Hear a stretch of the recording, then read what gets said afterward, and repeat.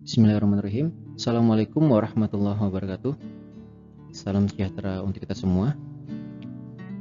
Kali ini kita akan membahas video pembelajaran tentang fisika dengan tema temperatur, kalor, dan first law of thermodynamics atau hukum pertama termodinamika. Selamat menyimak. Kita mulai dari definisi dari termodinamika dulu ya. Definisi dari termodinamika. Termodinamika terdiri atas dua gabungan kata ya, termo dan dynamics. Di mana termo itu ya arti secara sehari-harinya itu adalah sebuah energi termal ya atau energi panas which moves around the considered system. Jadi dia energi panas itu bergerak secara dinamis pada sistem yang menjadi concern atau menjadi tinjauan kita. Jadi kalau misalkan sistem tersebut tidak dalam tinjauan kita, ya berarti nggak kita abaikan. Tapi kalau sistem tersebut dalam satu sistem yang kita considerkan atau kita tinjau, maka itu pergerakan energi pada sistem tersebut menjadi penting untuk kita pelajari dan kita telaah bersama. Itulah ya kurang lebih arti secara definitif dari termodinamika. Contohnya misalkan kalau dalam sebuah ruangan ya, dalam sebuah ruangan di mana terdapat anggaplah sumber panas di situ, ya mungkin api ya, api atau mungkin kemudian pemanas ya di ruangan tersebut, atau bisa juga manusia juga sumber panas kan. Nah ketika ada manusia sebagai atau orang atau kemudian kompor atau pemanas sebagai sumber panas dalam ruangan tersebut, maka partikel-partikel udaranya atau partikel-partikel atomnya ya di dalam ruangan tersebut akan bergerak mengikuti pergerakan dari sumber panas yang ada di dalam ruangan tersebut. Jadi kalau misalkan Anda dalam sebuah ruangan kemudian terasa panas dan Anda memasang misalkan kipas angin ya atau AC. Nah, AC atau kipas angin itu membuat udara di sekeliling dari ruangan tersebut bergerak sehingga terjadi sirkulasi udara. Seperti itu kurang lebihnya. Nah, semakin besar sumber panas ini, maka akan semakin cepat juga pergerakan partikel di dalam ruangan tersebut. Jadi ini akan mempengaruhi dinamika dari pergerakan energi termal di dalam ruangan tersebut ketika sumber panasnya semakin besar. Nah, itulah definisi sederhana dari termodinamika. Salah satu aspek penting pada termodinamika adalah Zeroth Law of Thermodynamics atau hukum nol dari termodinamika. Nah, hukum nol ini merupakan fundamental atau dasar dari ilmu termodinamika karena ia menjadi cikal bakal bagi seluruh penjelasan hukum-hukum di dalam termodinamika. Apa itu Zeroth Law? Zeroth Law itu adalah jika benda A dan B berada pada kondisi keseimbangan termal dengan benda ketiga, maka A dan B akan berada pada kondisi keseimbangan termal satu sama lainnya. Jadi di sini ada kata kuncinya adalah thermal equilibrium atau keseimbangan termal. Jadi ada benda A dan benda B yang berada pada keseimbangan termal dengan sebuah benda ketiga atau third body. Third body ini bisa benda ketiga atau dia benda yang merupakan gabungan dari A dan B ya. Jadi benda ketiga ini tidak selalu berarti benda ketiga ada tiga benda, tidak.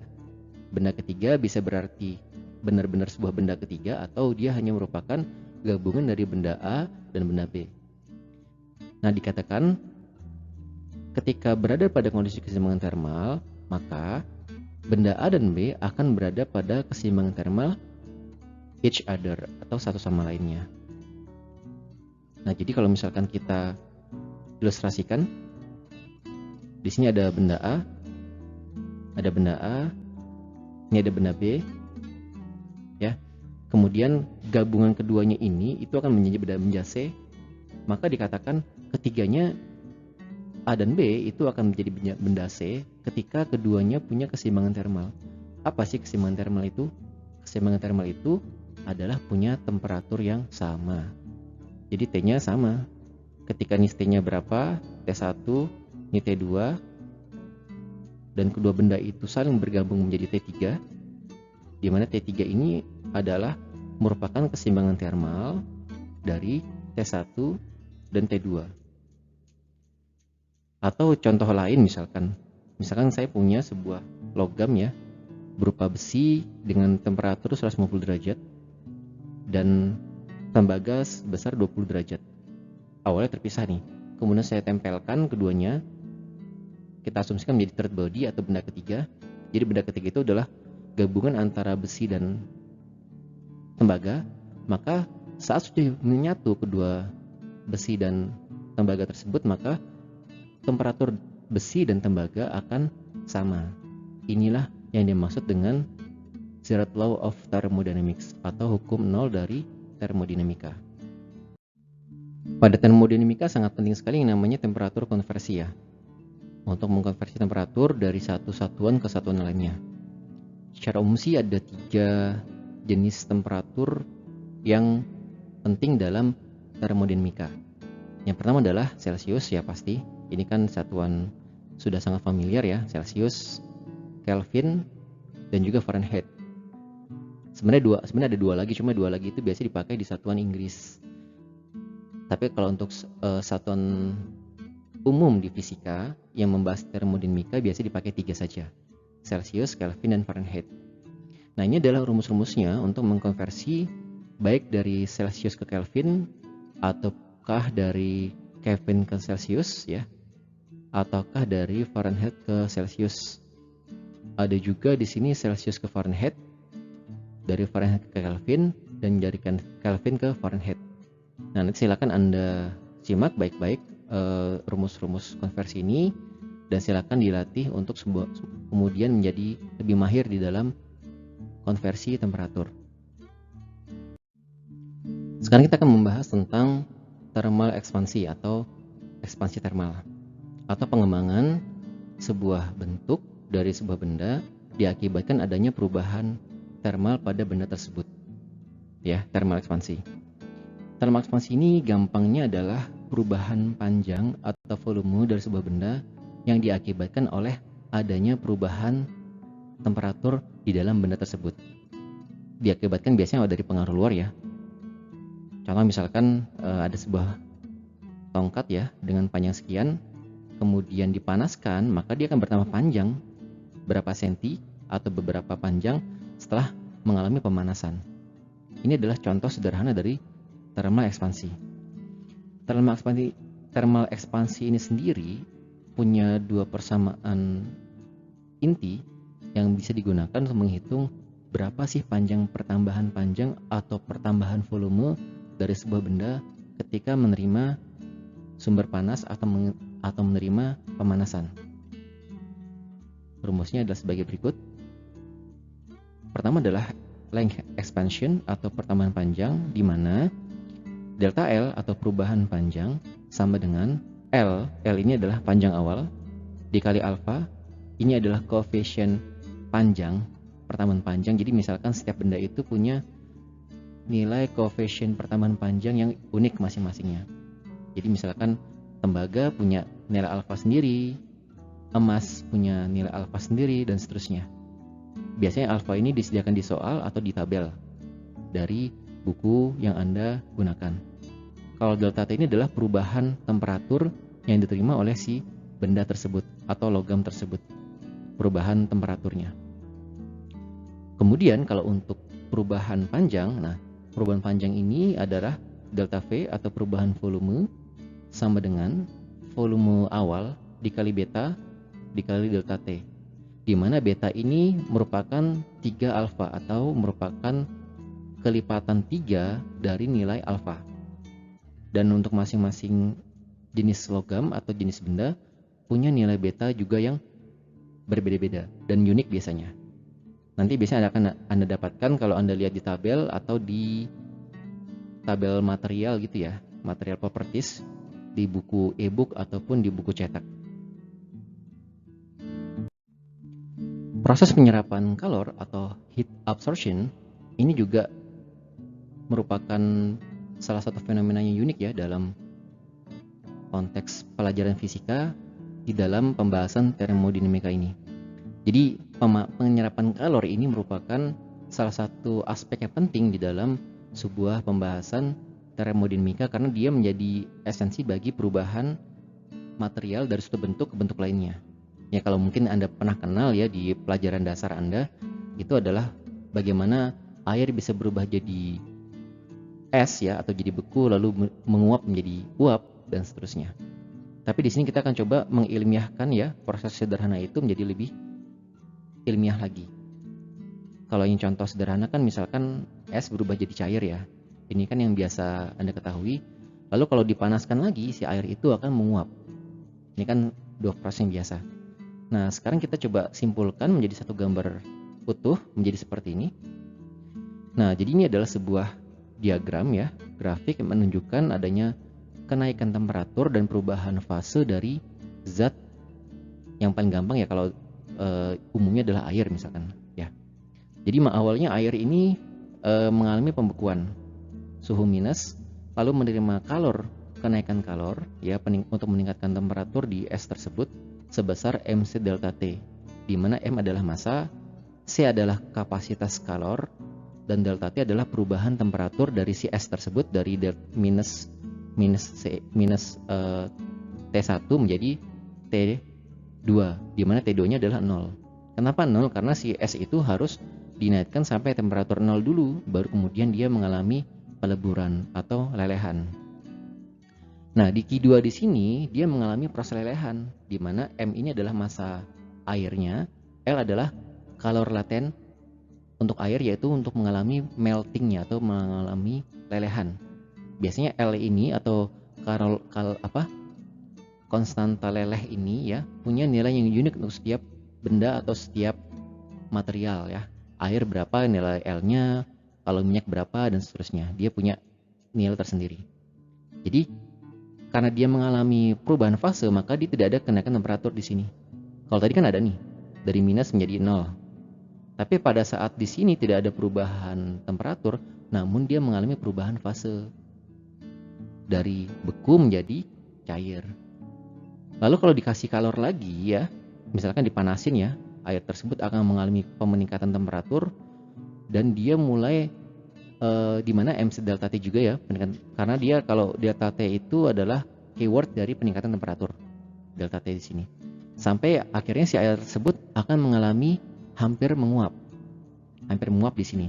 Barulah di Q4 sini diberikan lagi kalor lagi, masih diberikan kalor, maka dia berubah menjadi uap, di mana M di sini adalah masanya ya. Kalau U ini adalah kalor laten untuk penguapan. Kalau tadi L tadi untuk melting ya, untuk pelelehan, di sini U adalah untuk penguapan, di mana M adalah massa dari air itu sendiri. Nah, mulai menguap saat diberikan kalor lagi ya atau dipanaskan lagi, maka dia akan mengalami peningkatan lagi sampai akhirnya dia menjadi uap tersebut akan menjadi uap jenuh lagi. Uapnya akan meningkat lagi menjadi sebesar delta T, dengan M di sini adalah massa uapnya, C ini adalah kalor spesifik dari uap air ya. Kalau dalam konteks ini kita menggunakan air, dan delta T adalah perubahan temperatur dari titik dia mengalami penguapan sampai dia hampir mengalami saturated vapor atau uap jenuh. Sini. Nah, ini adalah diagram yang menggambarkan proses perubahan fase dan juga perubahan temperatur dari air ketika diberikan sebuah kalor. Dan ternyata kalau Anda lihat ya, title di sini heat and work, di mana kalor dan kerja. Ternyata kalor itu bisa diubah menjadi sebuah kerja. Pakai apa alatnya? Nah, ada namanya alatnya yang disebut dengan kalau misalkan di teknik itu ya, ada disebut dengan mesin kalor. Mesin kalor itu adalah sebuah mesin yang akan mengubah kalor atau panas menjadi sebuah kerja atau sebuah gerak. Yang paling gampang ya piston. Piston yang baik itu yang ada di motor ataupun mobil ya. Kita ambil contoh ya, gambar grafiknya di sini dan juga gambar pistonnya. Ini adalah sebuah piston ya, single piston. Dia mengalami pemutaran di sini. Nah, saat piston ini mengalami perubahan putar, ya, ini sebenarnya kan kalau nanti Anda sempat belajar ya, di sini nanti akan ada yang namanya ruang bakar. Nah, ini ada ruang bakar di sini nih. Jadi ada bensin ya dimasukkan ke sini. Ini kurang lebih konsepnya sama ya. Untuk motor atau mobil kurang lebih konsepnya sama. Jadi ada ruang bakar di sini. Di sini dimasukkan bensin, lalu dikasih pengapian dengan jenis ya, misalkan spark plug ya, atau dengan jenis pakai percikan api, atau bahasa bengkelnya pakai busi ya, busi. Nah, kemudian di percikan api terjadi pembakaran di sini. Nah, saat terjadi pembakaran di sini, maka pembakaran ini dapat mendorong piston ke arah ke atas dan ke arah bawah. Ke bawah dan ke atas, ke bawah dan ke atas gitu ya. Mengalami perubahan pergerakan dari piston. Nah, inilah salah satu contoh sederhana dari mesin Calor di mana dia mengubah panas pembakaran bensin tadi atau petroleum atau Pertamax ya atau premium menjadi sebuah gerakan piston. Yang kalau digambarkan seperti ini. Digambarkan seperti ini. Tapi ini kan siklus Carnot ya, tapi Anda belum belajar ke siklus Carnot ya. Jadi saya ingin ambil satu contoh aja di mana saya ingin mengambil di sini terjadi proses kompresi ya atau proses penekanan pada piston di sini, tapi secara adiabatik. Artinya tidak ada penambahan kalor ke dalam sistem tersebut. Adiabatik atau apa? Adiabatik itu intinya adalah tidak ada penambahan kalor. Nanti akan ada bahasan lebih lanjut lagi terkait istilah-istilah ini ya, ada isotermal ya, ada adiabatik dan seterusnya ya. Akan ada pembahasan tersendiri. Untuk saat ini sampai sini dulu aja ya. Jadi intinya di sini saya hanya mengambil kompresi dari sini aja, yang di bagian sini, atau disebut dengan adiabatik kompresi. Nah, ini di sini yang lebih jelasnya lagi. Jadi di sini ada kompresi ya, kompresi dari kompresor itu, tapi secara adiabatis ya. Jadi si volume di dalam piston ini akan ditekan oleh piston sedemikian rupa sehingga awalnya dia VD itu misalkan nilainya 5 ya. Anggaplah 5 meter kubik misalkan. Ditekan oleh piston menjadi lebih kecil kan, jadi VA. VA ini misalkan nilainya 2. Jadi ada perubahan volume, mengecilan volume karena dikompres tadi, kompresi dari 5 meter kubik menjadi 2 meter kubik. Nah, proses kompresi ini bisa dihitung dengan menggunakan rumus sebenarnya pakai integral. Kenapa pakai integral? Karena ada perubahan volume di sini secara kontinu. Tapi karena kita masih dalam pembahasan basic ya, maka integral ini bisa dihilangkan, tapi kita harus pakai delta atau pakai perubahan volume. Jadi seperti ini. W ini kerja sama dengan integral P. P itu adalah tekanan piston ini dikali dV. dV ini perubahan volume di dalam ruang bakar ini atau dalam ruang piston ya gampangnya. Tapi karena ini pakai integral ya, kita bisa sederhanakan sehingga menggunakan delta volume biasa, di mana kalau dalam gambar ini P tekanan piston dikalikan V4, perubahan V4 jadi V1 di sini ya. Atau kalau gambar ini ya P tekanan piston dikalikan VD, tekanan di sini dikalikan dengan VA, tekanan akhirnya. Volume VD itu volume awal ya, dikurangi volume akhir di sini. Itu ya. First law of thermodynamics atau hukum pertama termodinamika. Ini sebenarnya lanjutan dari Third law of thermodynamics ya.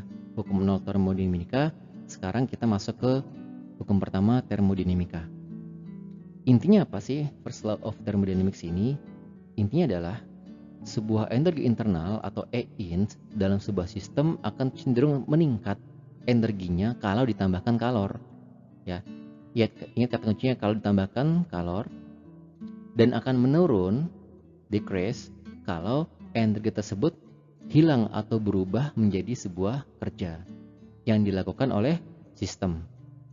Jadi kalau gampangnya itu dalam matematika, perubahan energi delta E akan meningkat ketika ada penambahan Q di sini. Makanya Q-nya positif di sini. Namun E ini akan berkurang ketika energi ini berubah menjadi sebuah kerja. Makanya di sini tandanya minus W atau minus work atau kerja. Nah, pada first law of thermodynamics ini ada 4 kasus khusus yang mungkin dapat terjadi dalam konteks hukum pertama termodinamika. Apa saja kasusnya? Kasus yang pertama adalah adiabatik. Adiabatik ini gampangnya adalah isolasi. Jadi diisolasi sistem tersebut sehingga tidak ada kalor keluar atau kalor masuk. Maka Q-nya 0, tidak ada kalor keluar, kalor masuk. Kalau Q-nya 0 dikaitkan persamaan ini, maka delta E sama dengan minus W karena Q-nya 0. Untuk yang kedua, volume konstan, dimana kan kerja itu kan rumusnya W kali W sama dengan P kali delta V, dimana delta V nya katanya konstan, berarti 0 kan, tidak ada perubahan volume, maka nilai W nya 0. Kalau nilai W nya 0 otomatis, maka pada ini tinggal delta E sama dengan Q saja, gitu ya. Kemudian kasus ketiga adalah closed cycle. Closed cycle ini adalah siklus tertutup di mana, jadi misalkan kita punya E1 ya. E1 ini kan kalau dalam konteks yang normalnya dia akan jadi E2 kan, berubah jadi energi lain. Tapi kalau konteks closed cycle atau siklus tertutup, maka si E1 ini akan muter balik lagi jadi E1 lagi. Nah ini, tapi sebenarnya di aplikasi aplikasi praktisnya sebenarnya nggak ada ya, balik lagi di S1 lagi gitu ya. Tapi ini ada sebuah konsep closed cycle ya dalam termodinamika. Nah kalau gini kan berarti kan nggak ada perubahan energi dong, kan energi balik lagi ke bentuk awal kan, sehingga delta E nya sama dengan 0. Kalau delta E sama dengan 0, di sini 0 ya, maka Q sama dengan W, maka kalor sama dengan kerja. Nah yang terakhir adalah free ekspansi atau ekspansi bebas. Ekspansi bebas ini adalah sebuah kondisi di mana sistem tersebut mengalami perubahan volume ya secara bebas atau secara natural, tidak didesak atau tidak didorong oleh apapun. Jadi mengalami ekspansi atau mengalami pengembangan volume, tapi pengembangan volume tersebut tidak didorong oleh kalor ataupun oleh kerja. Jadi dia berekspansi tapi secara bebas gitu loh. Contohnya gimana? Contohnya misalkan ini ada ruangan ya, ada satu benda vakum isi udara. Ini isi udara.